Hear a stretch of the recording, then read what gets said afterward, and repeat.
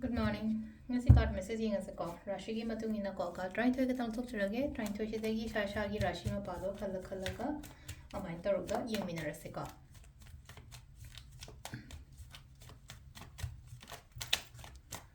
To sida lady se ahanba sida lere ko. Ahanba sida lere anishuba sida lere ahum mari manga taru Teret, Nipan, Mapan, Tara, Taramatoi, Taranitoi. Quite handbook on Barashi, quick mesh rashi ko mesh rashi and a game message like and say mesh rashi and a Ngasi in a midst pay or relationship caricra oiro, imung oiro, natraga.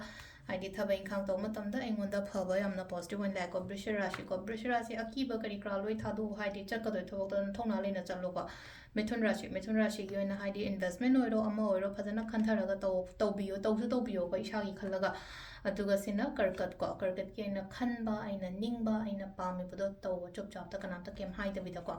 Sisina, Apegi, Singarashi, and there's problems Kumbaka, Malay, Kolikana Kalaga, the Humbra problems though, later. I yet upon Gumbalata, but over Tabata, my Pakaniko. Katan Chaple Pagaleko, Hadikana, you in a posing there.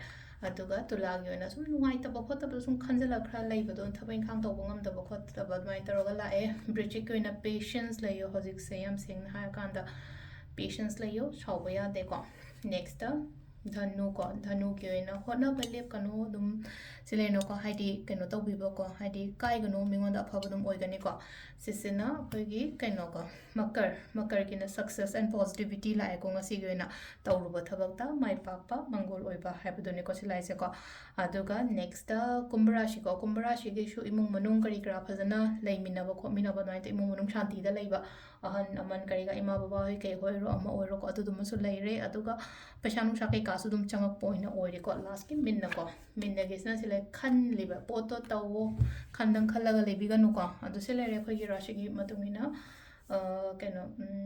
tarot card reading ko me